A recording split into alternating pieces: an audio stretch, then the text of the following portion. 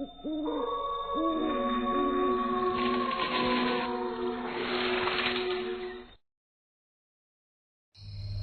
काकुदा अपने घने जंगलों और पुरानी हवेलियों के लिए जाना जाता था। वहां की हवाओं में कुछ ऐसा रहस्यमय था जिसे महसूस करना मुश्किल था, लेकिन अनदेखा करना बिल्कुल नामुमकिन था। समय के साथ गांव के लोग अपनी परंपराओं और रीति रिवाजों के अनुसार जीवन जीते रहे, लेकिन अंधेरा हमेशा उनके दिलों में बसा रहता था।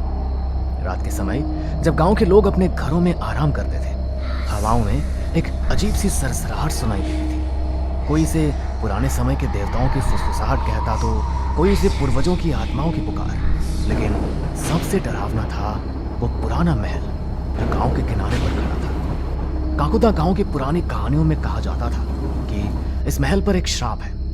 महल की दीवारों में कोई अज्ञात शक्ति बसती थी जो केवल रात्रि के समय जागृत होती थी। गांव में कई लोग उस महल में जाने की कोशिश कर चुके थे, लेकिन उनमें से कोई भी वापस नहीं लौटा। रात के समय गांव में एक नई कार आई।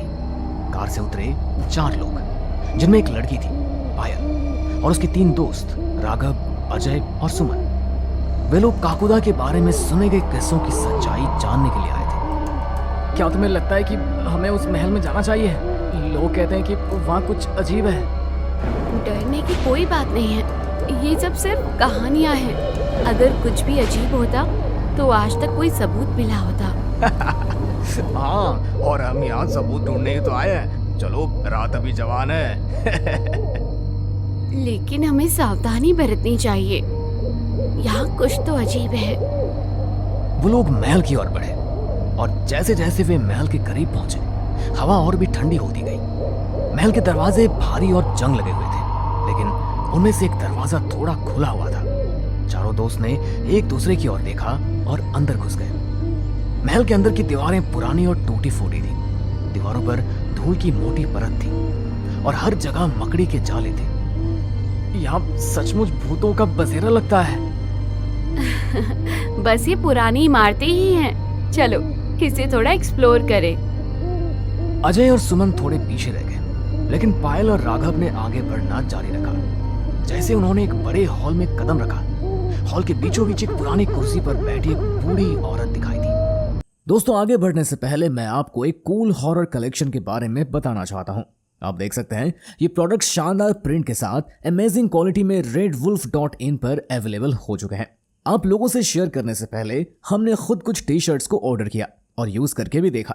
यकीन मानिए दोस्तों, आपको रेड वुल्फ के प्रोडक्ट्स की क्वालिटी जरूर पसंद आएगी। आप वीडियो के डिस्क्रिप्शन में दिए हुए लिंक पर क्लिक करके या फिर कूपन कोड का यूज करके इन प्रोडक्ट्स पर 10% का डिस्काउंट लेना ना भूलें। तो फिर जल्दी जाइए और करिए अपनी पसंद की हॉरर कलेक्शन की शॉपिंग।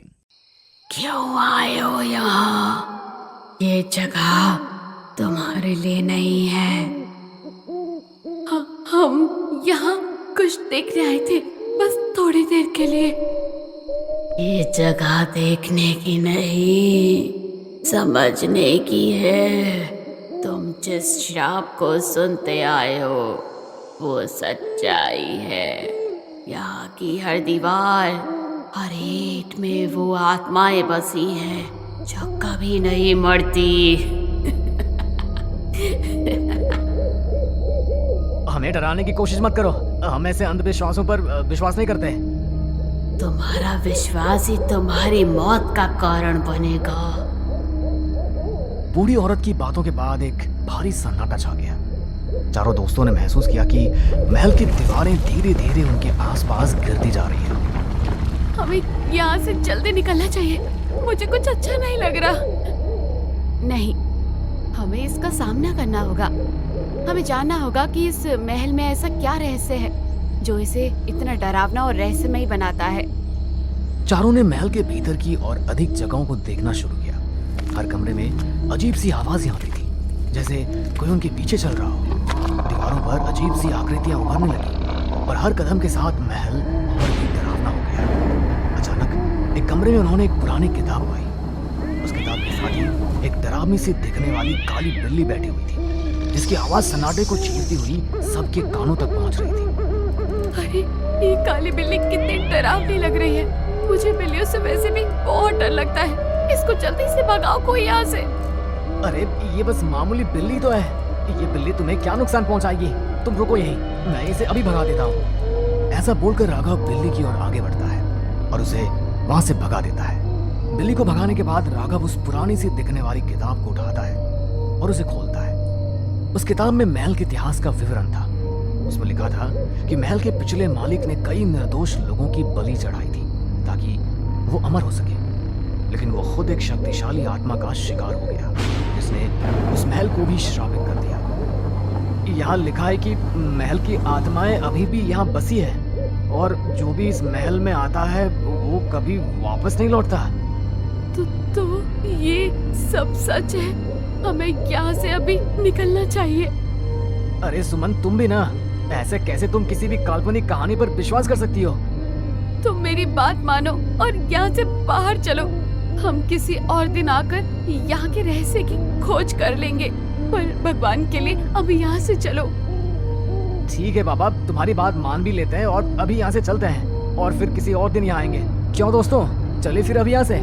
ठीक है, जैसे तुम सब डिसाइड करो, यहाँ से चलते हैं। लेकिन जैसे ही वे महल से बाहर निकलने की कोशिश करने लगे, महल के दरवाजे खुद ब खुद बंद हो गए। चारों दोस्तों ने महसूस किया कि वे अब महल के अंदर फंस चुके थे।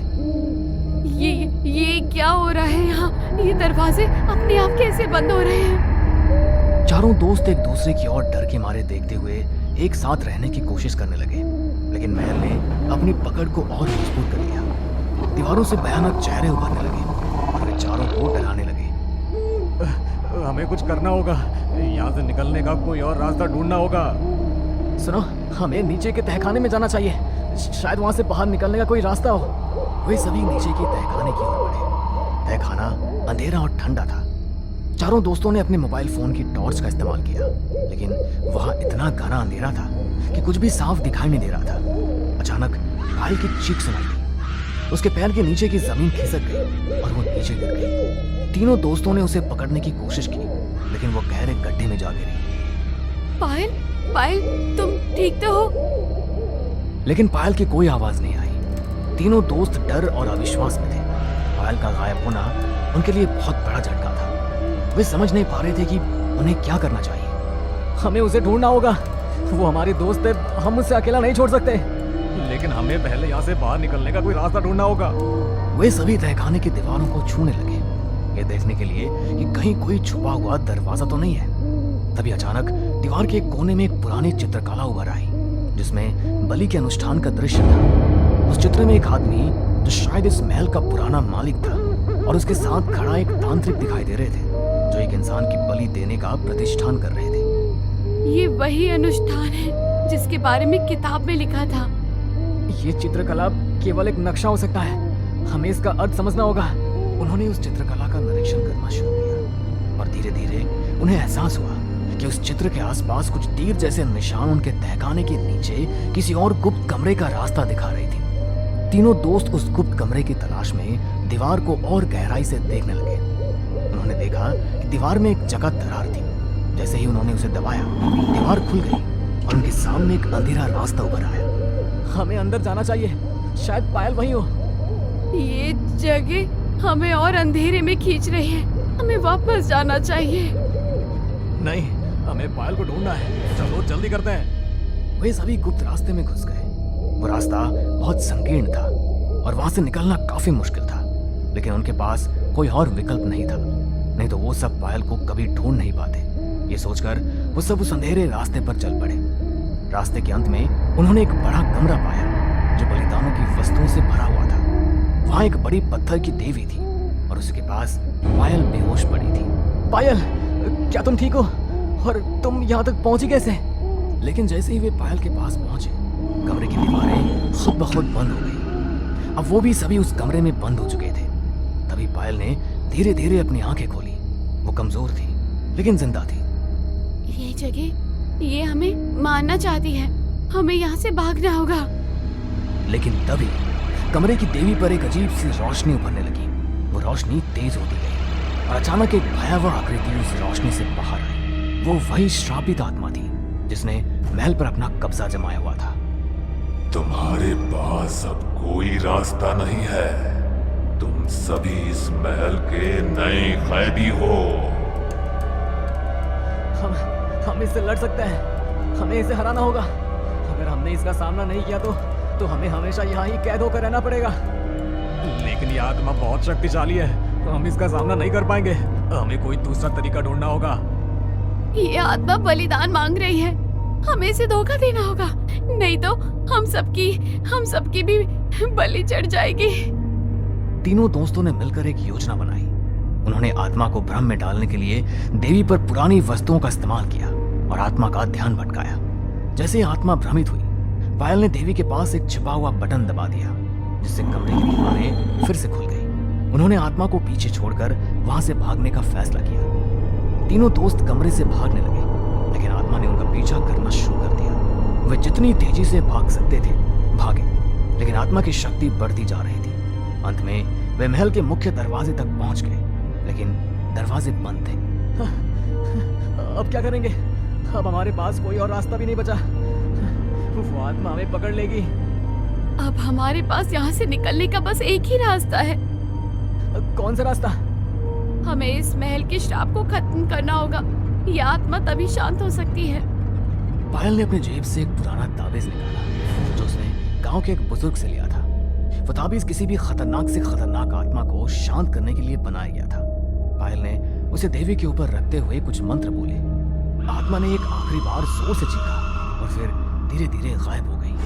महल के दरवाजे अचानक खुद ब खुद खुल गए। चारों दोस्त बाहर की ओर भागे और जैसे उन्होंने महल को पीछे छोड़ा, महल के अंदर एक बड़ा धमाका हुआ।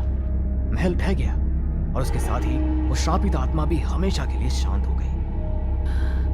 हम जिंदा हैं, हमने ये कर दिखाया। मुझे तो लगा था कि कहीं मेरा ओवर कॉन्फिडेंस ही मेरी मौत का कारण न बन जाए। हाँ, लेकिन ये अनुभव हमें हमेशा याद रहेगा। काकुदा का श्राप अब खत्म हो चुका है।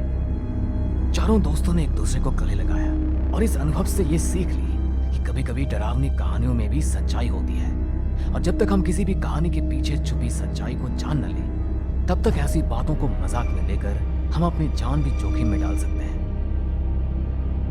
दिसंबर की हाट कपाती ठंड थी। अपने गांव जाने के लिए आरुष बस में बैठ चुका था। शायद मौसम का ही असर था कि ड्राइवर कंडक्टर के अलावा बस के अंदर सिर्फ 4 लोग ही यात्रा कर रहे थे।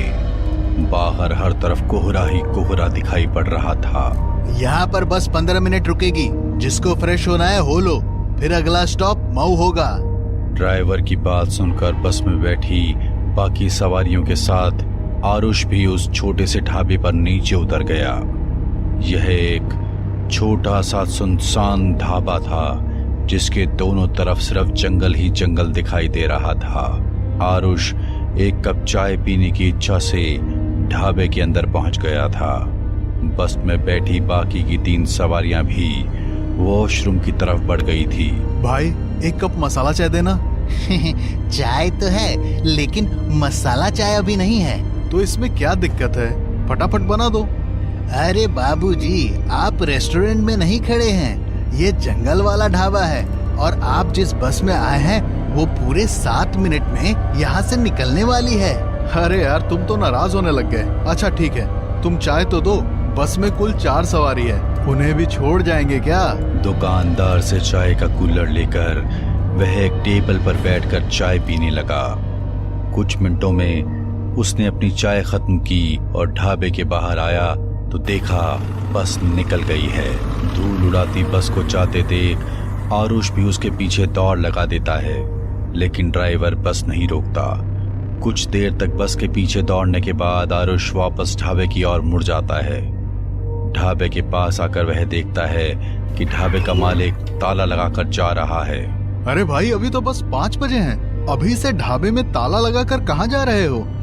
अरे तुम अभी तक यही हो, लगता है तुम्हारी बस छूट गई। अब तो तुम्हारा भगवान ही भला करे।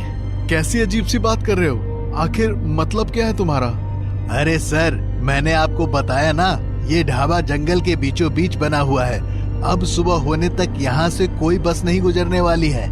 ये जगह जैसी दिखती है वैसी है नहीं, आप बस इतना समझ लो। दिन ढलने के बाद यहाँ कोई नहीं ठहरता, इसीलिए आपका ड्राइवर भी यहाँ से बस भगा ले गया। अरे भाई, ऐसा क्या है यहाँ? जो दिन ढलने के बाद यहाँ से कोई नहीं गुजरता? आरुष की बात का जवाब दिए बगैर ढाबे वाला अपने ढाबे में ताला लगाकर घड़ी की ओर देखते हुए तेजी से वहां से निकल जाता है। बड़ा ही अजीब आदमी था। शाम के 5 बजे ही ढाबा बंद करके भाग गया। ऊपर से पता नहीं बिन सर पैर की बातें कर रहा था। गांव के लोग अफवाह फैलाने में 1 नंबर होते हैं, ये तो मानना पड़ेगा। आरुष अपना मोबाइल निकालकर अपनी लोकेशन को चेक करता है तो उसे पता चलता है कि हाईवे से लगते हुए आगे ही एक छोटा सा गांव है। यहाँ तो दोनों तरफ जंगल ही जंगल दिखाई दे रहा है। अगर ढाबे वाले की बात सच थी तो इसका मतलब है अब रात में इस रूट से कोई भी बस नहीं गुजरने वाली है। रात में इस जंगल की रोड पर रुकना सेफ नहीं होगा। ऐसा करता हूँ, गांव में जाकर मदद मांगने की कोशिश करता हूँ। हो सकता है वहाँ मुझे रुकने के लिए कोई जगह मिल जाए। आरुष जंगल वाले रास्ते पर तेज कदमों से चला जा रहा था। शाम के 5:30 बज चुके थे। सर्दियों के दिन होने के कारण दिन ढल चुका था और चारों ओर अंधेरे ने अपना कब्जा जमा लिया था। अंधेरे से रह रह कर आती जंगली जानवरों की रोने की भयानक आवाज उसके दिल को दहला रही थी। अरे यार, लगता है इस जंगल में जंगली जानवर भी हैं, तभी इतना भयानक आवाज सुनाई दे रही है। शायद इसी वजह से अंधेरा होने के बाद यहाँ से कोई बस नहीं गुजरती होगी। आरुष मन ही मन अटकलें लगाता आगे बढ़ रहा था कि तभी उसे सड़क के दूसरे छोर पर एक गांव दिखाई पड़ने लगता है। कैसा गांव है ये? बिल्कुल अंधेरे में डूबा हुआ है। ऐसा लगता है पूरे गांव में बिजली ही नहीं है।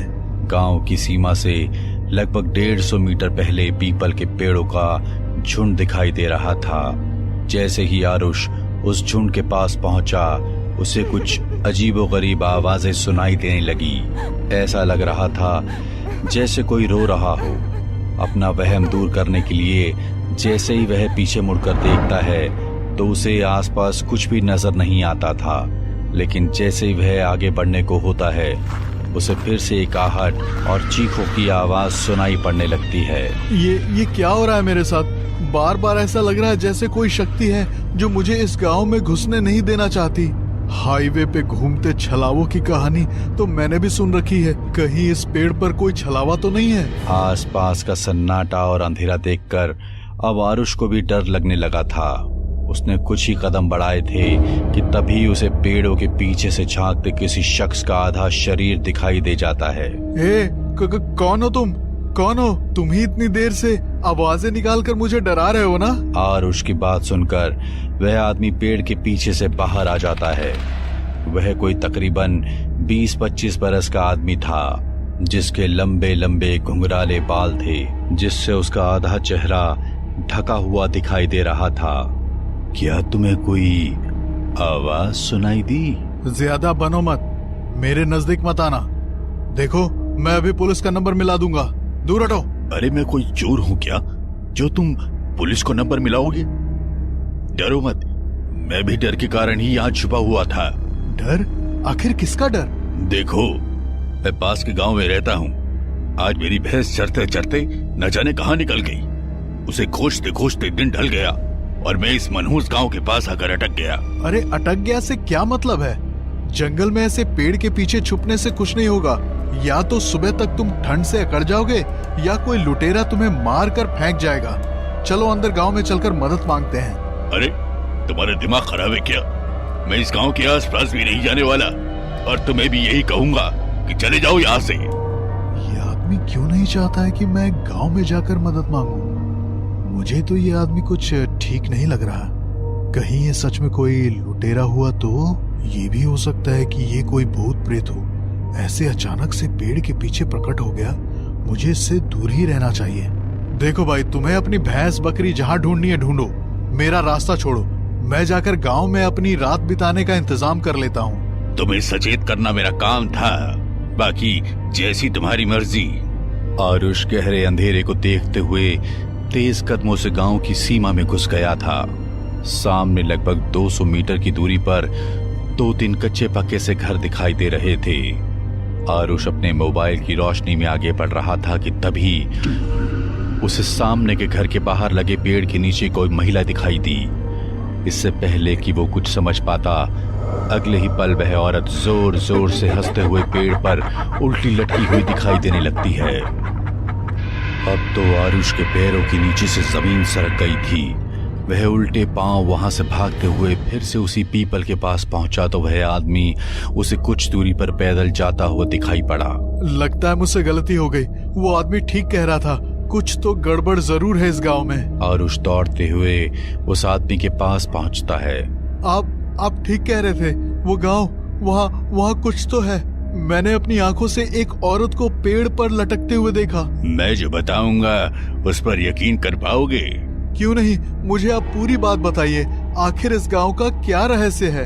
जिसको तुमने अभी अभी पेड़ पर लटकते हुए देखा वो कोई औरत नहीं बल्कि प्रेत था। ये गांव पिछले 75 सालों से ऐसे ही खाली पड़ा हुआ था।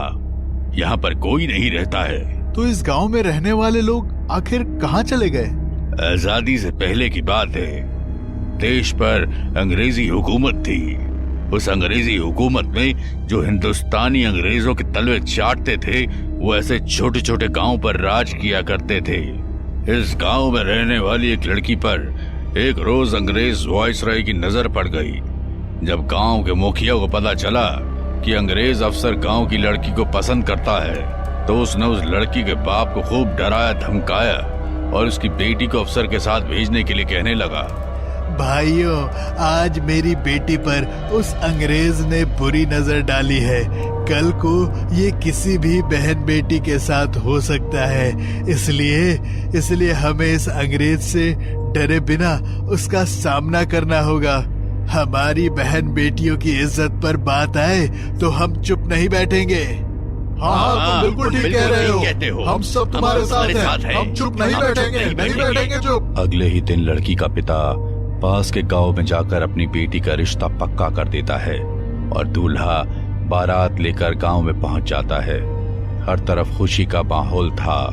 गांव के सारे लोग शादी में शरीक होने के लिए मंडप में जमा थे। दूल्हा घोड़ी पर बैठा हुआ था कि उसी क्षण मुखिया को यह खबर लग गई कि रूपा की शादी हो रही है। इन लोगों को इतनी हिम्मत हो गई है, मेरे समझाने पर भी ये रूपा की शादी करवा रहे हैं। इससे पहले कि वो गोरा मेरी खाल खींचे, मुझे इन्हें सबक सिखाना होगा। मुखिया अंग्रेज सैनिकों के साथ आधी रात को गांव में घुसा और रूपा के घर पर पेट्रोल को छिड़ककर चारों ओर से आग लगा दी। पूरा का पूरा गांव एक ही दिन में उस आग में खत्म हो गया। लेकिन मरने के बाद भी उन लोगों की आत्मा को शांति नहीं मिली और तब से लेकर आज तक वो लोग इस गांव में ही भटक रहे हैं। मुखिया और उसके सभी आदमियों को मारकर उन्होंने अपनी मौत का बदला तो ले लिया, लेकिन उस दिन के बाद ये गांव हमेशा के लिए शापित हो गया। इसलिए अंधेरा होने के बाद गांव की सीमा को पार करने का मतलब अपनी मौत को बुलाना। आज तक जो भी वहां गया कभी लौट कर नहीं आया। इस घटना के 70 साल बीतने के बाद भी उस गांव में जाने की कोई हिम्मत नहीं दिखाता। मेरी जान बचाने के लिए आपका बहुत धन्यवाद भाई। लेकिन अब हम रात कहाँ गुजारेंगे? आओ, मैं एक जगह बताता हूँ। वह आदमी आरुष को लेकर एक पुराने से घर में चला गया। ये जगह थोड़ी पुरानी है, लेकिन यहाँ कोई खतरा नहीं है। तुम सुबह तक यहाँ रुक सकते हो। गांव की खौफनाक कहानी सुनकर आरुष का रोया रोया डर से कांप रहा था, क्योंकि वो उस गांव की सीमा में पैर रखकर लौट आया था। अरे भाई, आपका नाम नहीं बताया आपने? किशन कुमार। आरुष को उस पुराने से मकान में छोड़कर किशन वहां से बाहर निकल गया। आरुष ने किसी तरह वो रात बिताई। सुबह बस के हॉर्न की आवाज से उसकी नींद खुल गई। लगता है सुबह हो गई। सुबह का उजाला उस टूटे फूटे पुराने कमरे को रोशन किए हुए था। कमरे में चारों ओर नजर दौड़ाते हुए अचानक आरुष की नजर शादी के कार्ड पर जाकर थम गई, जो सामने रखी कुछ किताबों के पास बिखरे थे। किसी की शादी का कार्ड लगता है। रूपा संग किशन, 22 दिसंबर 1946। आरुष का चेहरा डर से सफेद पड़ गया था। जिसके साथ आरुष ने रात बिताई थी वो कोई और नहीं, रूपा का दूल्हा किशन था। बाकी गांव वालों के साथ साथ वो भी आज तक भटक रहा था, लेकिन शायद उसके भटकने का मकसद अलग था। हमें पूरा यकीन है दोस्तों कि आप लोगों को ये कहानी जरूर पसंद आई होगी। अगर आपके साथ भी कुछ ऐसे अनकहे किस्से हो चुके हैं तो प्लीज़ हमारे साथ शेयर करें। हम ज़रूर अपने चैनल पर उनको दिखाएंगे। हमारी ईमेल आईडी नीचे डिस्क्रिप्शन बॉक्स में दी गई है, तो प्लीज़ हमारे वीडियो और चैनल को शेयर एंड सब्सक्राइब करें और बने रहे हमारे साथ ऐसे ही अनकहे किस्से और कहानियां सुनने के लिए।